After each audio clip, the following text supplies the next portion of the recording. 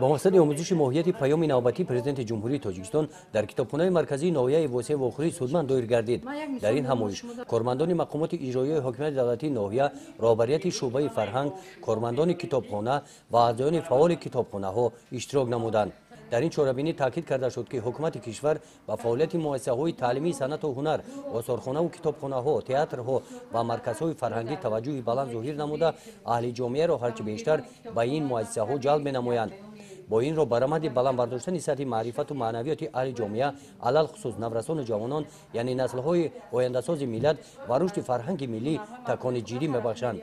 در کتابخانه مرکزی ناحیه واسه 7 نفر متخصصان با کارجلب کرده شده به میزاجان خدمت می‌رسانند.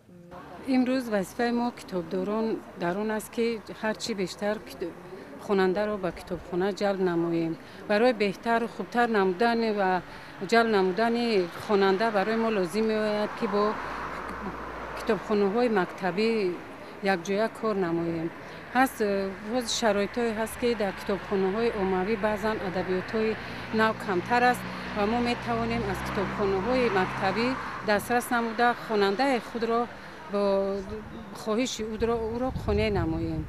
برای بهتر نمودن سطح خدمت رسانی در کتابخانه و جلب بیشتر خوانندگان، رهبریت شعبه فرهنگ ناحیه با نشر ورقه اطلاعاتی فرهنگ و هنر تدبیرهای نو می‌اندیشند. این ورقه ماهی یک مرتبه چاپ گشته در آن از حیات هنرمندان و صنعتکاران، رویدادهای حیات فرهنگی ناحیه و کتاب‌های نو به کتابخانه وارد گشته خبر و مقاله‌ها به تب رسیده به جلب بیشتر خوانندگان کتابخانه مساعدت خواهد کرد. ما کوشش می‌کنیم که هر ماه از این شماره فرهنگ و هنر با بهترین مشتریان کتابخانه‌های عمومی، مکتبی و همچنین کتابخانه‌های شخصی دسترس نماییم تا اینکه آنها با روبریک‌های تاریخ دیار را می‌آموزیم و به موضوع‌های تاریخی حدودی ناحیه معلومات گیرند و درباره هر یک رویداد فرهنگی که در ناحیه می‌گذرد توسط این ورقه ترغیباتی معلومات می‌گیرند و آینده باوری داریم که بهترین مشتریان ما حتما خوانندگان اصیل این ورقه ترغیباتی میشوند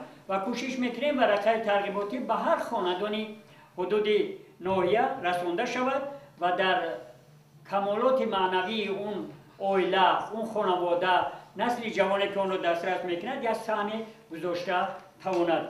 در جنبست همایش اعضایان کتابخانه مرکزی برای اشتراک فعالانه از نام مقامات اجرایی حکومت دولتی ناحیه با افتخارنامه قدر کرده شدند. گزارش خواجه نظریف خدای نظر ظهورов از ناحیه واسه برای برنامه اطلاعاتی نوید.